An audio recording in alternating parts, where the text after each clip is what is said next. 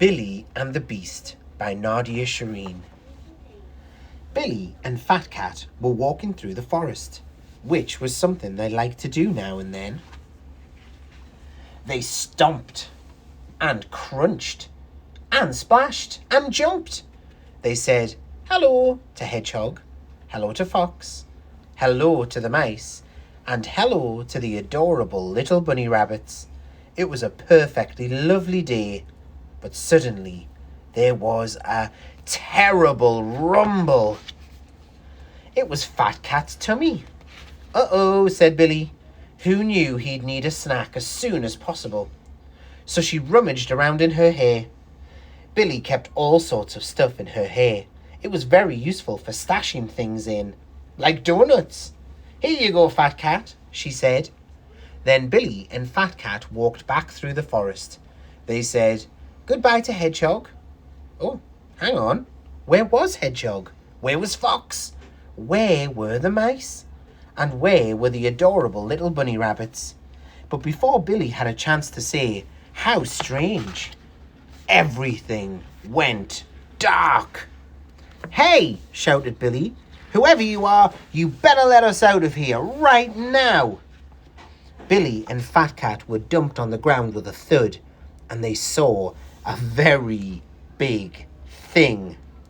Who are you? Asked Billy. I am the terrible beast, said the terrible beast. Billy was not impressed. Why have you taken us? She asked. Because I am making a big pot of terrible soup, said the terrible beast, and I need all sorts of unusual ingredients. Terrible soup. 1 chopped onion, 1 grated hedgehog, 1 tablespoon of spicy mice, 1 bushy foxtail, and 3 adorable little bunny rabbits. And sure enough, then they saw Hedgehog, Fox, the mice, and the adorable little bunny rabbits. None of them looked especially happy to be there. Right, what's for the pot? Hooted the beast. Oh, yum, grated hedgehog. Well, Billy couldn't just stand by and let the terrible beast eat everyone up. She had to think fast. Excuse me, Mr. Terrible Beast, she said, but I think you'll find that grated hedgehog is much too spiky. You'll get an itchy mouth and a prickly bottom. Here, try this delicious pine cone instead. The terrible beast eyed the pine cone with suspicion. He had a think. He said. A prickly bottom, you say? All right, I'll give it a try. Now, what's next for the pot? Growled the beast. Oh, delicious spicy mice. This didn't sound good for the mice. Billy had to think fast again.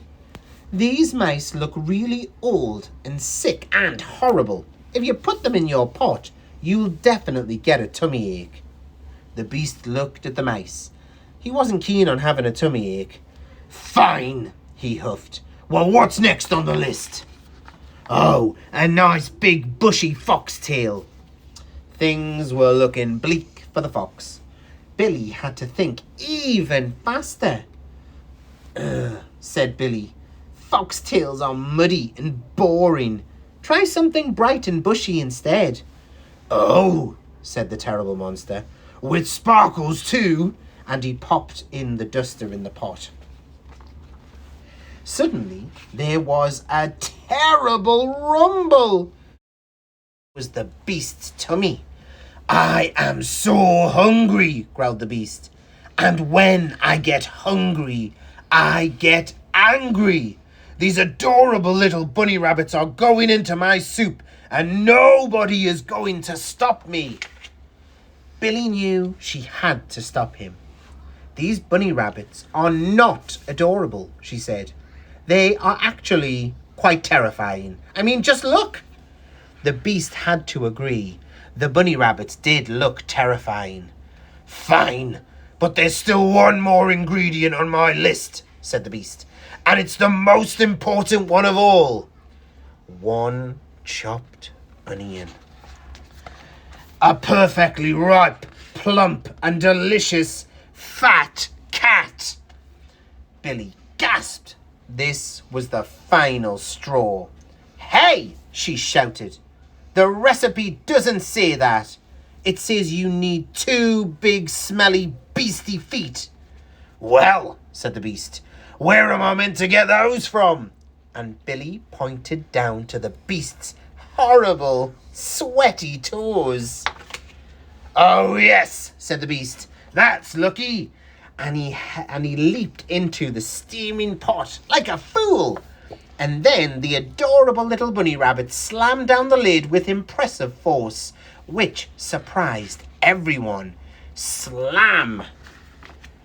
They all watched the terrible beast bounce down the hills, never to be seen again.